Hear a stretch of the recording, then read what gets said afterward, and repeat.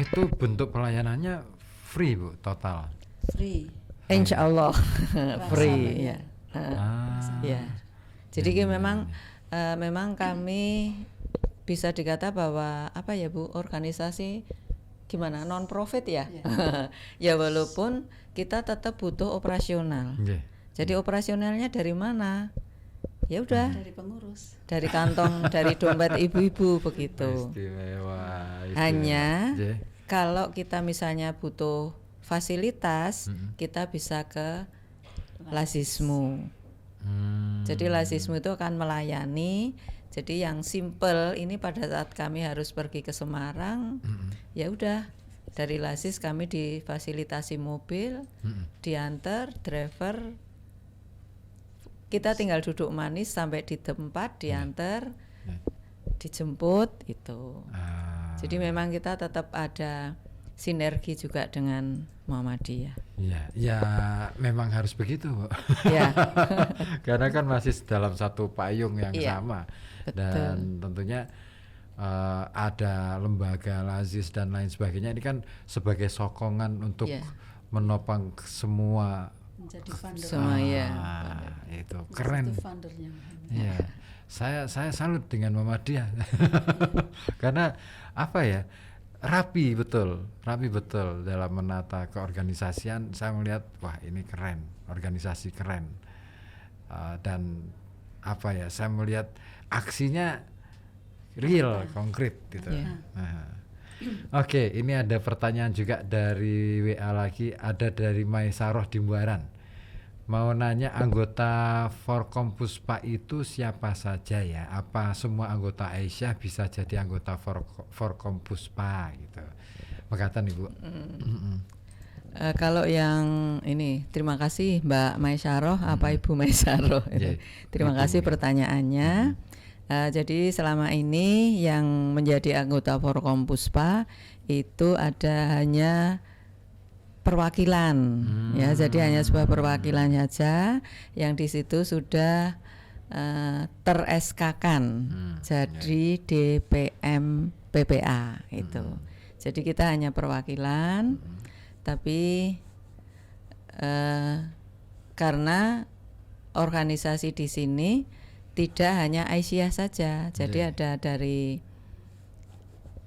Katolik, dari Muslimat, kemudian dari media juga, itu kan menjadi anggota Forkompuspa. Jadi tidak semua berduyun-duyun Aisyah masuk sebagai anggota Forkompuspa gitu. Artinya lebih kepada keterlibatan, keterlibatan organisasi di dalam Forkompuspa itu. Nah, ini pertanyaan terakhir dari Nusriyah di Pekalongan Utara. Mau nanya upaya apa yang sudah dilakukan Aisyah untuk melindungi perempuan dan anak, utamanya di bidang kesehatan. Tadi sudah sebenarnya memberikan kajian tentang kesehatan reproduksi dan lain sebagainya. Kalau di bidang ekonomi mungkin ada pelatihan di dunia pendidikan, ada TK-nya. Kalau kesehatan apa ya Bu? Baik, terima kasih. Kalau kami Aisyah ini punya klinik.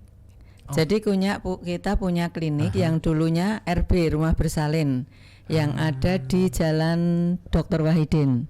Nah, sekarang itu sudah menjadi klinik Pratama Aisyah, Siti Aisyah namanya ya. Itu ada berdampingan dengan di depan Kelurahan Poncol lokasinya. Yang sebelah situ yang kita ada di tikungan. Jadi kita punya klinik dan insya Allah itu memang pelayanan belum 24 jam. Tapi kita ada 2 shift ya Bu ya.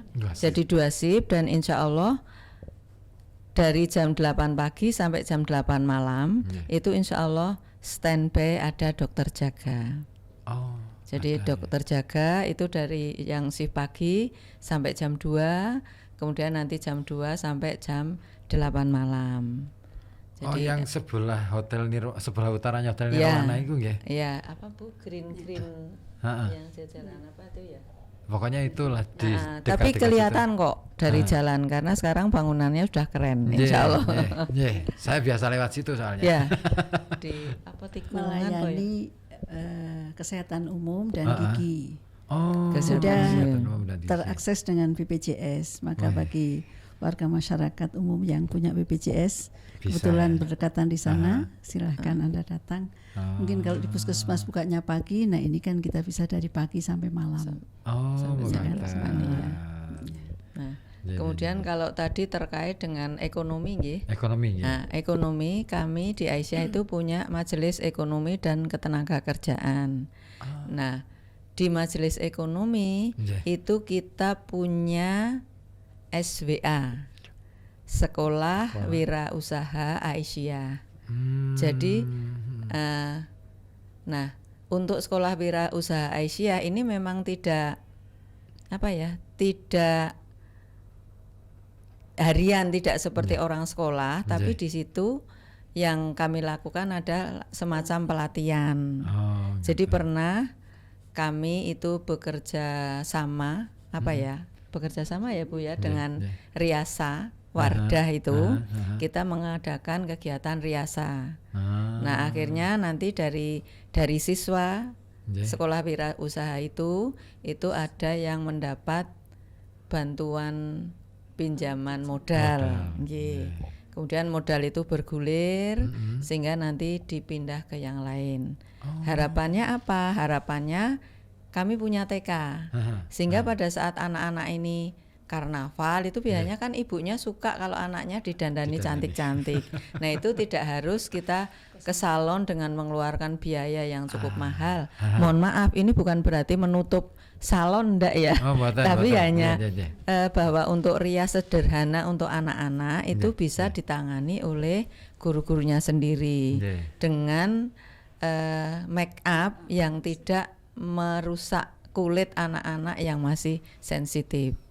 Nah, kemudian Sekolah Wirausaha ini juga kemarin dengan Majelis Kesejahteraan Sosial ini kami laksanakan di panti asuhan. Kita punya panti asuhan putri yang ada di Panjang itu. Jadi kegiatan itu di sana. Jadi mereka dilatih membuat buket buket dan souvenir ya Bu ya. Nah, sehingga di antara mereka ini yang memang dari sekian banyak anak yang dilatih itu kan ada yang memang terampil, ada yang punya passion di situ, tapi ada yang aku ngelempit ora bisa-bisa itu kan ada itu nggih. Jadi di antara mereka itu juga ada yang sudah menerima pesanan pada saat ada kampus yang akan wisuda. Gitu. Sudah, ya, jadi terus kalau misalnya ada semacam penghargaan itu biasanya kita buat buket juga yang bahannya kalau untuk anak-anak ya biasanya isinya snack itu kan. Tapi kalau yang lain kan bisa berupa kain tapi kemudian diwujudkan dengan bentuk yang lain itu. Keren loh Bu. Artinya kegiatan ini kan tidak hanya berimbas pada orang yang mendapatkan pelatihan secara individual, tetapi juga akhirnya mengefek ke katakanlah misalkan seperti tadi latihan rias, ya kan itu kan efeknya luar biasa. Keren, harapannya memang seperti itu.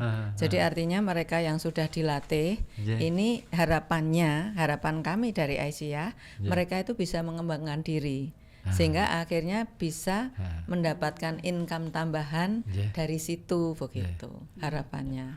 Nah, kalau yang di panti kemarin kan tidak selamanya anak itu akan tinggal di panti. Walaupun di panti Wismorini ini memang kalau anak ini memang maju, mereka juga tidak hanya sekedar SMA kemudian kembali ke orang tua, tapi mereka juga silahkan kalau yang mau kuliah. Jadi sebenarnya sudah ada beberapa yang lulus dari S1 dari UMPP, ada yang dari Unikal, ada yang dulu STIEM itu ya, yang sekarang UMPP Kampus 1 yang manajemen itu ada. Jadi kalau memang mereka mau kuliah silahkan itu, tapi dibiayai, tapi dengan catatan bahwa mereka kuliah itu tidak hanya sekedar memperlama tinggal di panti dengan kan itu ya, jadi kita memang tanamkan bahwa kamu sekolah, kamu kuliah ini setelah lulus berarti bisa mandiri gitu. Sehingga keterampilan yang diberikan itu harapannya setelah mereka keluar itu ada bekasnya. Syukur-syukur setelah mereka lulus kemudian ada kontribusi untuk organisasi. Ya, harapannya menjadi kader. Paling tidak menjadi kader Aisyah itu. Mantap. Salut, Bu. Ya ini ini memang memang upaya ya. Jadi upaya. Jadi paling tidak bahwa kami ada, Aisyah ada, itu bermanfaat untuk masyarakat gitu. Harapannya seperti itu. Jadi pengen belajar lagi nih, Bu. Mas Ribut sudah keren kok. Belum, Bu. Saya cuma ya seperti ini aja lah, Bu. Bisanya cuman ya jadi. Dan ini mungkin suatu saat nanti kami bisa belajar ke Mas Ribut ya. Kenapa? Karena sekarang kami ada lembaga baru. Kenapa, Bu? Jadi Aisyah itu ada lembaga baru itu LBSO, Lembaga Budaya Seni dan Olahraga. Oh, ya. Jadi ada lembaga budaya seni dan olahraga. Siap. Hanya ini memang baru, pure betul-betul baru. Jadi kalau periode yang lalu itu ada lembaga kebudayaan, tapi kami ini masih include di majelis pendidikan. Nah, untuk yang periode ini dituntut bahwa di setiap daerah itu punya lembaga budaya, seni dan olahraga. Terus terang aja kami masih blank. Nanti budayanya apa yang mau kami tampilkan? Karena yang jelas karena kita Bu ya. Kan artinya kalau misalnya kita harus goyang, harus joget itu kan tidak boleh vulgar. Nggak boleh, Bu. Iya kan. Nah terus siapa tahu nanti apa ya yang bisa dikolaborasikan. Kan belajar teater dengan Mas Ribut. Salah bisa. Makanya itu. Sebenarnya di teater malah justru memungkinkan untuk kita bereksplorasi. Kalau cuman kalau cuman goyang-goyang kan aduh kok gitu. Iya, maka itu jadi kan memang itu. Karena Pekalongan identik dangdut jadinya goyang. Itu. Harapannya kan bukan itu tapi memang budaya seni yang keren tapi Islami gitu ya. Mohon maaf kan tetap seperti itu. Oh iya, nilai dari Islami pakaian harus ataupun dibawa. Dari gerakannya itu kan harus itu loh maksudnya. Saya sepakat, Bu, bahwa agama adalah menjadi nilai yang kemudian kan dielaborasikan dengan budaya, bukan berarti kemudian hanya asimilasi bentuknya. Tapi nilai agama ini menjadi dasar untuk pembangunan kebudayaan yang kokoh gitu loh. Saya penganut pemikirannya Profesor Abdul Hadi WM. Kalau urusan kebudayaan, saya sepakat dengan pikiran-pikiran beliau. Ya jadi kan tetap kalau kita masih tetap berpikir, tetap memaknai agama, itu kan otomatis nanti jalannya kan tidak gerubiak-gerubiak. Supaya waton itu. Aduh. Oke, Bu. Karena waktu juga, Bu. Sebenarnya masih panjang kita mau ngobrol nih, Bu. Saya masih pengen banget dengar banyak cerita dari Ibu berdua ini. Karena inspiratif banget, buat saya inspiratif. Ini nanti saya akan sampaikan ke anak-anak saya di komunitas. Ini loh ada seperti ini ibu-ibu yang masih giat seperti ini, masa sih kalian nggak mau? Ya gitulah. Harus lebih giat lagi gitu. Nah, matur nuwun untuk semuanya, Ibu, dan yang paling penting adalah matur nuwun untuk kesediaan hadir di sini, Bu. Oke, baik, terima kasih Mas Ribut sudah berkenan mengundang kami dan mudah-mudahan jawaban yang kami sampaikan harapannya dapat menginspirasi ya, harapannya gitu. Dan mudah-mudahan pendengar di rumah juga bisa apa sih yang dikerjakan Aisyah gitu. Akhirnya penasaran kan. Iya, harus wajib penasaran kalau saya aja penasaran kok. Bener, ini beneran ini, Bu. Saya penasaran, ingin lihat konkret real di lapangan seperti apa gitu loh. Kayaknya indah banget gitu loh. Kok semuanya diurusin gitu ya? Nggak capek gitu loh. saya aja ngurusin diri sendiri aja capek loh.